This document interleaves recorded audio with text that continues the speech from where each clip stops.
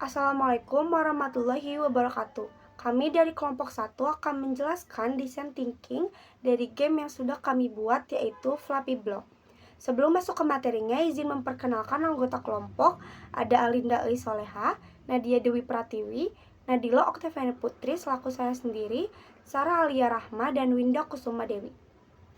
Yang pertama ada define problem. Berdasarkan pengamatan terhadap tren permainan kasual di perangkat mobile, banyak pemain menyukai game sederhana namun menantang seperti Flappy Bird. Namun, sebagian besar game serupa kurang memiliki variasi visual dan fitur yang membuat pemain cepat bosan. Berdasarkan data dari Google Play 2024, game kasual dengan kontrol sederhana masih menduduki 30% unduhan terbanyak. Oleh karena itu, masalah yang diidentifikasi adalah perlunya game sederhana tetap menarik dan menantang dengan tampilan baru, yaitu Flappy Block, yang menggabungkan konsep Flappy dengan blok unik dengan sistem skor kompetitif. Berikutnya, empathy mapping. Empathy mapping merupakan cara untuk memahami pengalaman dan kebutuhan pemain terhadap game melalui wawancara atau observasi. Terdapat 5 komponen utama. Yang pertama, apa yang mereka lihat atau see dengan pertanyaan, game seperti apa yang sering kamu lihat dimainkan oleh teman-temanmu? Menurutmu, apa yang menarik dari tampilan game sederhana seperti Flappy Bird? Apa yang membuat kamu tertarik mencoba suatu game saat pertama kali melihatnya? Yang kedua, apa yang mereka dengar atau hear? Dengan pertanyaan, apa kata teman atau influencer tentang game sederhana yang menantang? Apakah kamu pernah mendengar keluhan atau pujian tentang game seperti Flappy Bird? Siapa yang biasanya memengaruhi pilihan game kamu? Teman, YouTuber, atau media sosial? Yang ketiga, apa yang mereka rasakan atau feel? Dengan pertanyaan, apa yang kamu rasakan saat bermain game yang sulit tapi sederhana? Apakah kamu merasa cepat bosan atau justru tertantang? Bagian mana dari game yang biasanya membuat kamu paling senang atau frustasi? Yang keempat, apa yang mereka lakukan atau do dengan pertanyaan, seberapa sering kamu bermain game di ponsel dalam sehari? Apa yang biasanya kamu lakukan setelah kalah berkali-kali di game? Apakah kamu suka membagikan skor atau prestasi game ke temanmu? Yang kelima, apa yang mereka katakan atau say? Dengan pertanyaan, apa pendapatmu tentang game yang gameplaynya sederhana tapi sulit? Jika ada game baru seperti Flappy Block, fitur apa yang kamu harapkan ada di dalamnya? Bagaimana kamu menjelaskan game favoritmu ke teman lain? Kesimpulan wawancara responden. Yang pertama, pengguna menyukai game seperti Flappy Bird yang mudah tetapi menantang. Pengguna menyukai game yang mudah dan sederhana seperti Flappy Bird, tetapi tetap memicu rasa penasaran dan merasa tertantang. Selanjutnya, ada tampilan game yang cerah dan menarik sebagai daya tarik utamanya. Responden menyebutkan bahwa warna yang cerah, animasi yang halus, serta tampilan yang sederhana tanpa banyak iklan merupakan daya tarik utama untuk menarik pemain baru. Selanjutnya ada fitur kompetitif dan penghargaan yang dibutuhkan agar pengguna tidak mudah bosan. Pengguna menginginkan adanya fitur seperti skor global ataupun reward system yang akan meningkatkan semangat mereka untuk bermain. Selanjutnya ada kustomisasi tampilan dan karakter. Pemain menginginkan adanya fitur untuk mengganti karakter atau background agar lebih variatif. Selanjutnya, motivasi bermain dipengaruhi oleh teman dan media sosial. Sebagian besar responden mengatakan bahwa mereka tertarik untuk bermain game karena teman dan media sosial.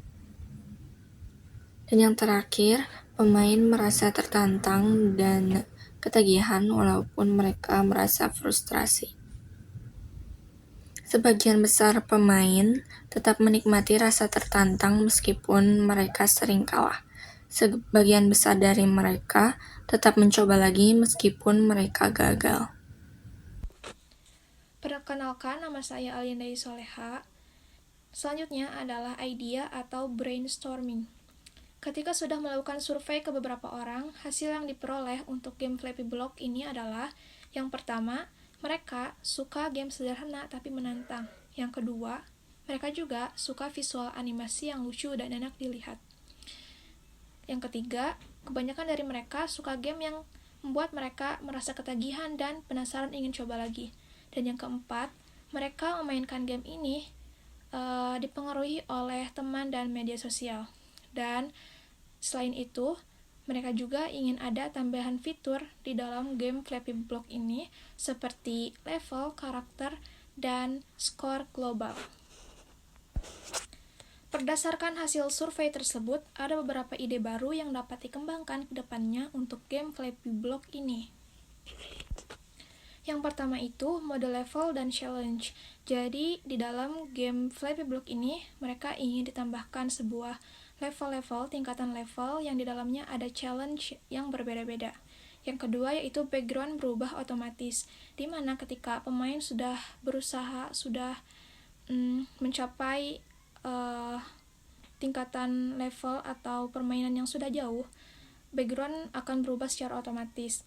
Yang ketiga yaitu ada leaderboard atau skor global, di mana para pemain bisa mengetahui sejauh apa mereka telah memainkan game itu, sejauh apa dan selama apa mereka sudah memainkan game Flappy Block ini. Yang keempat yaitu boost item dan hadiah harian. Boost item ini bisa didapatkan oleh pemain ketika pemain sedang memainkan game Flappy Block ini, di mana mereka akan mendapat seperti double coin ketika memainkan permainan di dalam permainannya, dan juga ada hadiah harian. Dan yang kelima yaitu customisasi karakter, di mana setiap pemain bisa mengubah custom karakter sesuai dengan apa yang telah disediakan oleh game Flappy Block. Selanjutnya saya akan menjelaskan bagian dari prototype game Flappy Block ini. Apa itu game Flappy Block? Game Flappy Block adalah sebuah game sederhana yang menguji refleks dan ketepatan pemain. Pemain harus mengendalikan sebuah balok agar tidak menabrak sebuah rintangan yang berupa pipa berwarna hijau. Tujuan pembuatan prototipe ini secara umum adalah untuk menggambarkan konsep dasar dari game Flappy Block. Melalui prototipe ini, kami dapat menampilkan tampilan visual, cara bermain, dan fitur utama sebelum dikembangkan menjadi versi game yang lebih lengkap. Selanjutnya ada visual dan cara bermain. Dari visual, kami memberikan tampilan balok berwarna kuning sebagai karakter utama yang dikendalikan pemain untuk menghindari suatu rintangan yang berwarna hijau yaitu berbentuk pipa, serta latar berwarna biru muda yang menggambarkan sebuah langit yang cerah. Cara bermainnya ada tekan spasi untuk membuat balok terbang dan menghindari tabrakan dengan pipa. Jika balok menabrak, permainan berakhir dan bisa di-restart dengan tombol restart. Ada pula fitur utama game, yaitu kontrol yang sederhana, hanya cukup menggunakan satu tombol spasi saja, lalu tampilan yang minimalis, dibuat agar pemain fokus pada game tersebut. Tombol restart untuk mengulang permainan, serta gameplay yang tanpa batas waktu atau disebut infinite mode.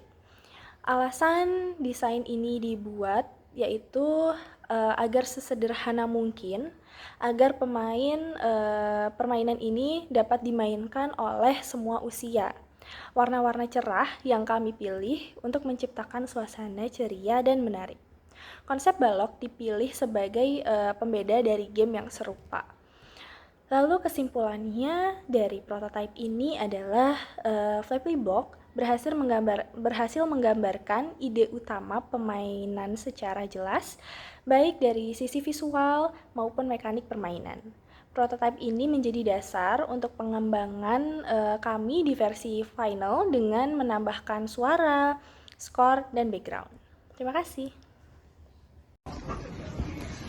Oke, jadi sekarang saya akan menjelaskan tentang tahap dalam pengujian pada game Flappy Bird. Jadi pada tahap ini kami melakukan uji coba permainan untuk memastikan bahwa semua fitur berjalan dengan baik dan tidak terdapat bug atau error. Jadi yang pertama, kami menguji fungsi utama permainan, yaitu ketika pemain menekan atau men-tap layar, burung dapat terbang naik dengan respons yang cepat dan halus. Jika pemain tidak men-tap layar, burung akan jatuh sesuai dengan gaya gravitasi yang sudah diatur di dalam program. Lalu selanjutnya, kami melakukan pengujian terhadap rintangan berupa pipa. Kami memastikan bahwa deteksi tumbukan antara burung dan pipa berfungsi dengan benar. Yang artinya ketika burung menyentuh pipa, permainan langsung berakhir dan muncul tampilan game over. Lalu kami juga menguji sistem skor, yaitu setiap burung berhasil melewati satu pasang pipa, skor akan bertambah 1. Skor ini ditampilkan secara real time di layar agar pemain dapat melihat hasil dari permainannya. Lalu selain itu, kami memastikan bahwa tampilan dan suara bekerja sesuai harapan, seperti efek burung saat terbang menabrak pipa, dan musik latar game yang berjalan normal tanpa gangguan. Dari hasil pengujian dapat disimpulkan bahwa game Flappy Bird berjalan dengan baik dan semua fitur berfungsi sesuai rancangan dan pengalaman bermain sudah cukup stabil. Jadi sekian dari saya, terima kasih.